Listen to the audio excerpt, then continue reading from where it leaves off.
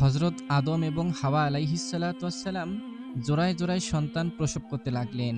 প্রথম জোড়ায় কাবিল এবং আকটিমা জন্মগ্রহণ করল এবং পরের বছর দ্বিতীয় জোড়ায় হাবিল এবং গাজা জন্মগ্রহণ করলেন। আকলিমা ছিল সুন্দরী, কিন্তু গাজা ছিল কালো কুসকুসে। তারা যখন বিয়ের বয়সে উপনীত হয়ে গেল, তখন আল্লাহ তালার পক্ষ থেকে তাদেরকে বিবাহ করার বিধান করা হলো এবং আল্লাহ তালার পক্ষ থেকে নির্দেশ দেওয়া হলো এক জোড়ার একই ভাই বোন পরস্পর বিবাহ করতে পারবে না। আল্লাহর আইন অনুযায়ী হাবিল কাবিলের জোড়া সুন্দরী আকলিমাকে বিবাহ করার কথা শুনে কাবিল বেঁকে বসে এবং এক সময় কাবিল তার জোড়ার বোন আকলিমাকে বিবাহ করতে না পেরে তার ভাই হাবিলকে বাবা আদম আলাইহিসসালামের অনুপস্থিতিতে শয়তানের ওয়াসওয়াসায় হত্যা করে ফেলে। কাবিলের হাত ধরে পৃথিবীর বুকে প্রথম হত্যাকাণ্ডের যে কালো অধ্যায় সূচিত হয়েছিল, তা হজরত আদম আলাইহিসসালাম এবং বিবি হাওয়া আলাইহিসসালামের অন্তরে এক গভীর ও দীর্ঘস্থায়ী ক্ষত তৈরি করেছিল। তবে মহান আল্লাহর পরম উপহার হজরত শীষ আলাইহিসসালামের আগমন এবং তার পবিত্র সান্নিধ্য সেই ক্ষতকে অনেকটাই উপশম করে দেয়। দিন মাস পেরিয়ে বছরের পর বছর কেটে যেতে লাগলো এবং দুনিয়ার বুকে আদি মানবীর সংসার এক বিশাল জনসমুদ্রে রূপ নিতে শুরু করলো। মক্কার পবিত্র উপত্যকাকে কেন্দ্র করে হজরত আদমের অনুগত ও আল্লাহ ভীরু সন্তানদের যে সমাজ গড়ে উঠেছিল, তারা অত্যন্ত শান্তিতে এবং আল্লাহর বিধান অনুযায়ী জীবনযাপন করতে লাগলেন। অন্যদিকে সুদূর ইয়েমেনের পাহাড়ি ও নিচু উপত্যকায় অভিশপ্ত কাবিলের বংশধরেরা শয়তানের প্ররোচনায় এক পঙ্কিল ও অন্ধকার জীবন ব্যবস্থা গড়ে তুলেছিল। পিতা হজরত আদম আলাইহিসসালাম তখন অত্যন্ত বৃদ্ধাবস্থায় উপনীত হয়েছেন। তার উজ্জ্বল চুল ও দাড়ি শুভ্র রূপ ধারণ করেছিল, কিন্তু তার অন্তরের আত্মাধিক নূর এবং আল্লাহর প্রতি গভীর মহব্বত আগের চেয়ে আরও বহুগুণ বৃদ্ধি পেয়েছিল। তিনি প্রতিদিন তার সন্তান, নাতি নাতনি এবং প্রপুত্রদের এক বিশাল মজলিসে বসিয়ে আল্লাহর তাওহীদের বাণী শোনাতেন, জান্নাতের সেই অনাবিল সুখের স্মৃতিচারণ করতেন এবং ইবলিশের চক্রান্ত সম্পর্কে কঠোর হুঁশিয়ারি উচ্চারণ করতেন। হজরত আদম আলাইহিসসালাম তার সুদীর্ঘ জীবনের শেষ প্রান্তে এসে বুঝতে পারলেন যে দুনিয়াতে তার নির্ধারিত সময় ফুরিয়ে আসছে।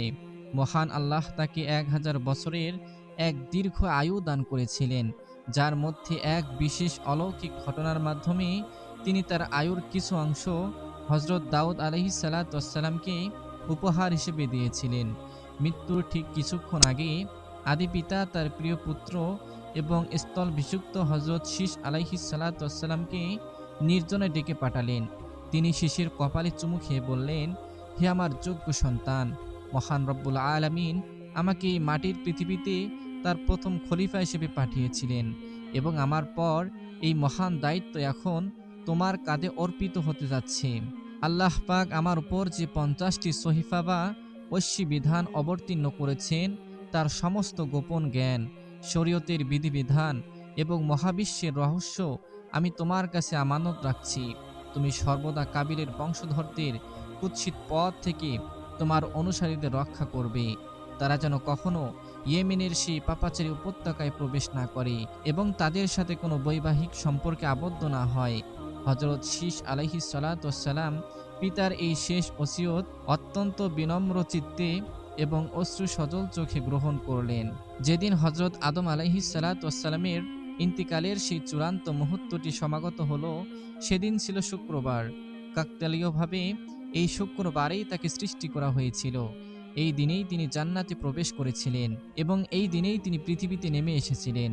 মৃত্যুর ঠিক পূর্ব মুহূর্তে হজরত আদম আলাইহিসসালামের তীব্র ক্ষুধা পেল এবং তিনি তার সন্তানদের ডেকে বললেন, হে আমার সন্তানেরা, আমার মন আজ জান্নাতের কোনো সুস্বাদু ফল আচ্ছাদন করার জন্য বড় বেকুল হয়ে উঠেছে। তোমরা কি আমার জন্য জান্নাতি ফলের কোনো সন্ধান এনে দিতে পারবে? পিতার এই শেষ ইচ্ছা পূরণ করার জন্য সন্তানরা চারদিকে ছড়িয়ে পড়ল এবং জান্নাতি ফলের সন্ধানে উপত্যকা চষে বেড়াতে লাগলো।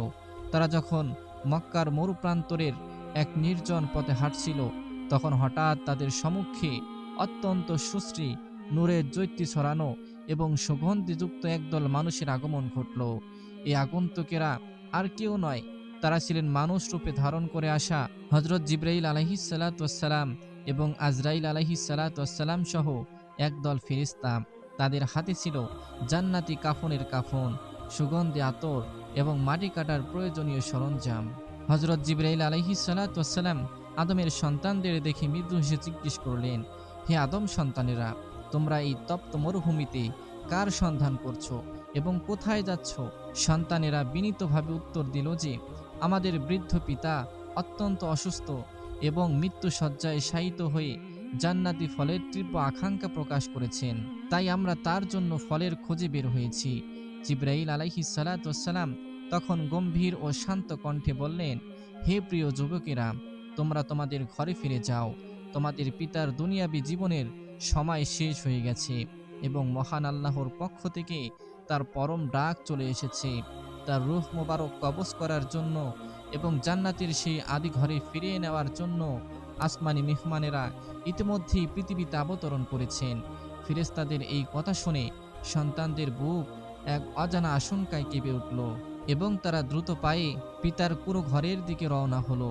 ঘরে ফিরে তারা দেখল বিবি হাওয়া আলাইহিসসালাম হযরত আদম আলাইহিসসালামের মাথার কাছে বসে নীরবে অশ্রু বিসর্জন করছেন।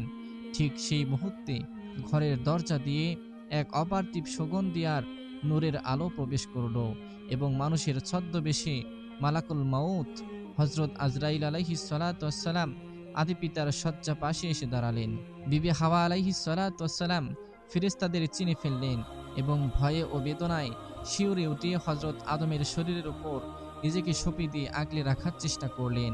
তিনি কেঁদে উঠে বললেন, হে আল্লাহর ফেরেশতারা, আপনি আমার স্বামীকে আমার কাছ থেকে কেড়ে নেবেন না। জান্নাত হারানোর পর তিনিই ছিলেন এই রুক্ষ দুনিয়াতে আমার একমাত্র আশ্রয় ও পরম সঙ্গী। হযরত আদম আলাইহিসসালাম তখন অত্যন্ত দুর্বল কিন্তু শান্ত কণ্ঠে বিবি হাওয়াকে বললেন, হে হাওয়া, তুমি আমার এবং আল্লাহর ফেরেশতার মাঝখান থেকে সরে দাঁড়াও। আমাকে আমার পরম প্রভুর কাছে ফিরে যেতে দাও, যিনি আমাকে সৃষ্টি করেছেন। আমাদের তো এই দুনিয়াতে চিরকাল থাকার জন্য পাঠানো হয়নি, এটি কেবলই একটি ক্ষণস্থায়ী পরীক্ষা ছিল। তুমি ধৈর্য ধারণ করো, নিশ্চয় আল্লাহ আমাদের আবার জান্নাতে একত্রিত করবেন। বিবি হাওয়া আলাইহিসসালাম যখন পাশে সরে দাঁড়ালেন, তখন আজরাইল আলাইহিসসালাম অত্যন্ত কোমল ও সম্মানজনকভাবে হযরত আদম আলাইহিসসালামের পবিত্র রূহ মোবারক শরীর থেকে কবজ করলেন। 1000 বছরের এক মহান ব্যক্তির জীবনের অবসান ঘটল। মানব জাতির আদি পিতার ইন্তিকালের সাথে সাথে সমস্ত প্রকৃতি যেন এক গভীর ও নিস্তব্ধ শোকে মোহমান্য হয়ে পড়ল। পাখিরা গান গাওয়া বন্ধ করে দিল, মরুভূমির বাতাস থমকে দাঁড়ালো, আর পাহাড়গুলো যেন বেদনায় আরো ধূসর হয়ে উঠল। পিতার এই মহাপ্রয়াসে সন্তানদের কান্নায় আকাশ বাতাস ভারী হয়ে উঠল। কিন্তু সেই শোকার্ত পরিবেশের মাঝেই হযরত জিবরাইল আলাইহিসসালাম এবং অনন্য ফেরেশতারা মানব জাতিকে শিখিয়ে দিলেন যে একজন মানুষের মৃত্যুর পর কিভাবে তার শেষকৃত্য করতে হয়, কারণ মানুষের জানাজা এবং দাফন কাফনের নিয়ম তখনও পর্যন্ত দুনিয়ার মানুষের কাছে সম্পূর্ণ অজানা ছিল। ফেরেশতারা পরম যত্ন ও শ্রদ্ধার সাথে হযরত আদম আলাইহিসসালামের পবিত্র দেহ মুবারককে বরফ শীতল জান্নাতি পানি দিয়ে 3 বার গোসল করালেন। এরপর জান্নাত থেকে নিয়ে আসা সেই সুগন্ধি হুনুত ও কর্পূর তার শরীরে লেপন করা হলো এবং ধবধবে সাদা জান্নাতি কাফনের কাপড়ে তাকে আবৃত করা হলো। হযরত জিবরাইল আলাইহিসসালামের নির্দেশনায় মক্কার জাবালে কুবাইসের পাদদেশে এক গভীর ও সুন্দর সুরঙ্গ আকৃতির কবর খনন করা হলো, যাকে শরীয়তের ভাষায় লাহাদ কবর বলা হয়। দাফনের সমস্ত প্রস্তুতি শেষ হওয়ার পর হযরত জিবরাইল আলাইহিসসালামের ইমামতির আসনে দাঁড়ালেন এবং তার পেছনে সারিবদ্ধভাবে দাঁড়িয়ে ফেরেশতারা এবং হযরত শীশ আলাইহিসসালাম সহ আদমের সমস্ত সন্তানরা মানব ইতিহাসের প্রথম আনুষ্ঠানিক জানাজার নামাজ আদায় করলেন। জানাজা শেষে ফেরেশতারা অত্যন্ত মায়ার সাথে আদি পিতাকে কবরের অভ্যন্তরে শায়িত করলেন এবং উপর থেকে মাটি চাপা দিয়ে কবরটি সমান করে দিলেন। দাফন কার্য সম্পাদন করার পর হযরত জিবরাইল আলাইহিসসালাম শোকাতুর সন্তানদের দিকে তাকিয়ে এক ঐতিহাসিক বাণী উচ্চারণ করলেন, তিনি বললেন, হে বনি আদম, ভালো করে দেখে নাও, এটিই হলো তোমাদের পিতা আদমের শেষ শয্যা, এবং আজ থেকে কিয়ামত পর্যন্ত তোমাদের মধ্যে কেউ মৃত্যুবরণ করলে এভাবেই তার গোসল, কাফন, জানাজা এবং দাফনের কাজ সম্পন্ন করতে হবে। এটাই আল্লাহর পক্ষ থেকে নির্ধারিত মানুষের শেষ যাত্রার শরীয়ত। পিতার মৃত্যুর পর বিবি হাওয়া আলাইহিস সালাতু ওয়াস সালামের জীবন থেকে যেন সমস্ত আনন্দ চিরতরে হারিয়ে গেল। জান্নাত থেকে শুরু করে দুনিয়ার এই দীর্ঘ ও কঠিন সংগ্রামের পথে যিনি প্রতি মুহূর্তে ছায়ার মতো পাশে ছিলেন, সেই জীবন সঙ্গিনীকে হারিয়ে তিনি এক গভীর শূন্যতায় নিমজ্জিত হলেন। তিনি দিনরাত কেবল আল্লাহর ইবাদত করতেন এবং অশ্রু সজল চোখে মোনাজাত করতেন, যাতে আল্লাহ দ্রুত তাকে আদমের পাশে ফিরিয়ে নেন। আদম আলাইহিস সালাতু ওয়াস সালামের ইন্তিকালের ঠিক ১ বছর পর বিবি হাওয়া আলাইহিস সালাতু ওয়াস সালামও এই নশ্বর পৃথিবী ছেড়ে মহান আল্লাহর ডাকে সাড়া দিয়ে ইন্তিকাল করেন এবং তাকে হযরত আদমের কবরের পাশেই পরম শ্রদ্ধার সাথে দাফন করা হয়। আদি পিতামাতার বিদায়ের মাধ্যমে মানব ইতিহাসের প্রথম ও সবচেয়ে গুরুত্বপূর্ণ অধ্যায়ের সমাপ্তি ঘটে। পিতামাতার ইন্তিকালের পর মহান আল্লাহ রব্বুল আলামিন হযরত শীস আলাইহিস সালাতু ওয়াস সালামকে আনুষ্ঠানিকভাবে নবুয়ত ও খিলাফতের দায়িত্বে অভিষিক্ত করলেন। তার উপর আল্লাহর পক্ষ থেকে সরাসরি ওহী নাজিল হতে শুরু করলো এবং তিনি হয়ে উঠলেন পৃথিবীর বুকে দ্বিতীয় নবী। হযরত শীস আলাইহিস সালাতু ওয়াস সালাম ছিলেন অত্যন্ত প্রজ্ঞাবান, সুশাসক এবং আধ্যাত্মিক গুণের অধিকারী। তিনি মক্কার পবিত্র ভূমিতে একটি সুশৃঙ্খল, ন্যায়পরায়ণ এবং একাত্মবাদী সমাজ গড়ে তুললেন। তিনি মানুষকে আল্লাহর ইবাদতের পাশাপাশি কিভাবে সমাজ পরিচালনা করতে হয়, কিভাবে ব্যবসা বাণিজ্য ও কৃষিকাজকে আরও উন্নত করতে হয় এবং কিভাবে দুনিয়ার বুকে শান্তি বজায় রাখতে হয় তা শিক্ষা দিতে লাগলেন। তার শাসনামলে মানুষ তামা, লোহা এবং অনন্য খনিজ পদার্থের ব্যবহার শিখল, যা মানব সভ্যতার প্রযুক্তিগত অগ্রযাত্রাকে এক নতুন ধাপে নিয়ে গেল। তিনি মক্কায় আল্লাহর প্রথম ঘর কাবা শরীফের রক্ষণাবেক্ষণ ও সংস্কারের কাজও অত্যন্ত নিষ্ঠার সাথে সম্পাদন করেন। তবে এই আলোকময় সমাজের বিপরীতে ইয়েমেনের উপত্যকায় কাবিলের বংশধরেরা এক চরম অন্ধকার ও পতনমুখী সভ্যতার জন্ম দিয়েছিল। কাবিল যখন পিতার অভিশাপ নিয়ে মক্কা ছেড়ে পালিয়েছিল, তখন ইবলিস তার পূর্ণ নিয়ন্ত্রণ নিয়ে নেয়।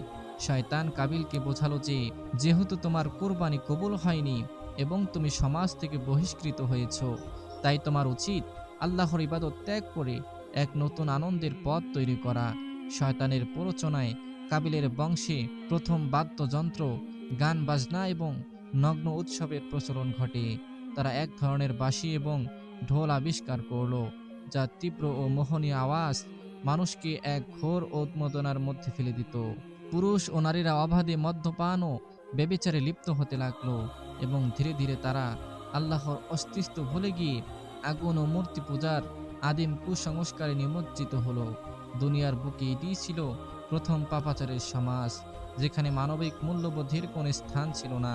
হযরত শীস আলাইহিস সালাতু ওয়াস সালাম তার পিতার ওসিয়ত অনুযায়ী তার অনুসারী ও সন্তানদের সর্বদা কাবিলীয়দের এই কুৎসিত সমাজ থেকে দূরে রাখতেন।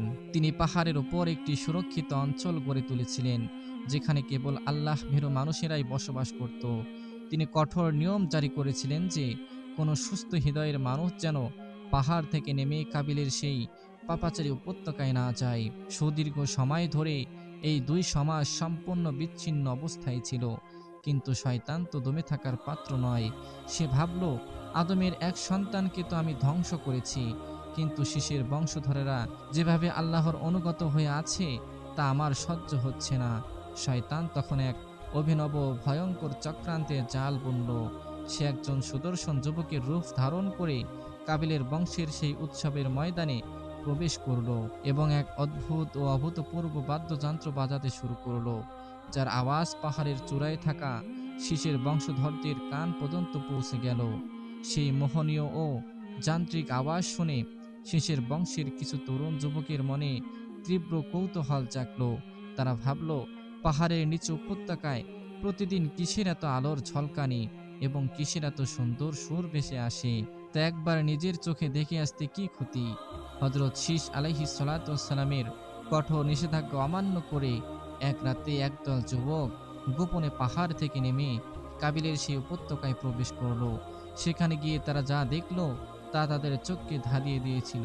কাবিলের বংশের নারীরা ছিল অত্যন্ত সুসজ্জিতা, সুগন্ধিযুক্ত এবং নগ্ন পোশাকে আবৃত, যা শিশের বংশের সরল ও পদ্মাশীল নারীদের তুলনায় ছিল সম্পূর্ণ ভিন্ন ও আকর্ষক। শয়তানদের পাতায় রূপ, সুগন্ধ ও সুরের ফাঁদে পড়ে শিশের সেই যুবকেরা নিজেদের ঈমান ও সংযম হারিয়ে ফেলল এবং তারা সেই পাপাচারের উৎসবে সামিল হয়ে গেল। পরবর্তীতে সেই যুবকেরা আর পাহাড়ে ফিরে গেল না, বরং তারা সেখানেই কাবিলীয়দের সাথে বৈবাহিক সূত্রে আবদ্ধ হয়ে স্থায়ীভাবে বসবাস করতে শুরু করলো। আর এভাবেই শয়তান প্রথম মানব ইতিহাসের সেই পবিত্র ও সুরক্ষিত সমাজে ফাটল ধরাতে সক্ষম হলো। হযরত শীশ আলাইহিস সালাতু ওয়াস সালাম তার জীবনের শেষ মুহূর্ত পর্যন্ত এই চক্রান্তের বিরুদ্ধে লড়াই করেছিলেন এবং মানুষকে আল্লাহর পথে ধরে রাখার আপ্রাণ চেষ্টা করেছিলেন। হযরত শীশ আলাইহিস সালাতু ওয়াস সালাম যখন তার দীর্ঘ 912 বছরের জীবনের শেষ প্রান্তে উপনীত হলেন, তখন তিনি স্পষ্ট দেখতে পাচ্ছিলেন যে শয়তানের চক্রান্তে পাহাড়ের উপরের পবিত্র সমাজের তরুণেরা কিভাবে ধীরে ধীরে নিচের উপত্যকার দিকে ধাবিত হচ্ছে। মৃত্যুর পূর্বে তিনি তার সমস্ত সন্তান এবং অনুসারীদের একত্রিত করে এক বিশাল জনসভার আয়োজন করলেন। তিনি তার পবিত্র ও যোগ্য পুত্র আনুশকে আল্লাহর নির্দেশে নিজের স্থলভিষিক্ত এবং সমাজের প্রধান নেতা হিসেবে ঘোষণা করলেন। আনুশের মাথায় হাত রেখে তিনি ওসিয়ত করলেন, হে আনুশ, তোমার দাদা আদম এবং আমার পর এই সত্যের পতাকা এখন থেকে তোমার হাতে। তুমি সর্বদা কাবিলের পাপাচারী ও মূর্তি পূজারী বংশধরদের থেকে আমাদের সমাজকে রক্ষা করবে। আমাদের গোত্রের কোনো পুরুষ বা নারী যেন ভুলেও নিচের উপত্যকার সেই সুরা আর নগ্নতার উৎসবে পা না বাড়ায়। আনুশ পিতার এই আদেশ অক্ষরে অক্ষরে পালন করার শপথ নিলেন। শীশ আলাইহিস সালাতু ওয়াস সালামের ইন্তেকালের পর আনুশ অত্যন্ত প্রজ্ঞা ও ন্যায়ের সাথে সমাজ পরিচালনা করতে লাগলেন। তার যুগে মানুষ চাষাবাদ, পশুপালন এবং ঘরবাড়ি নির্মাণের ক্ষেত্রে আরও আধুনিক প্রযুক্তি ব্যবহার করতে শিখে। কিন্তু শয়তানের সূক্ষ্ম প্ররোচনা তখনও থেমেছিল না।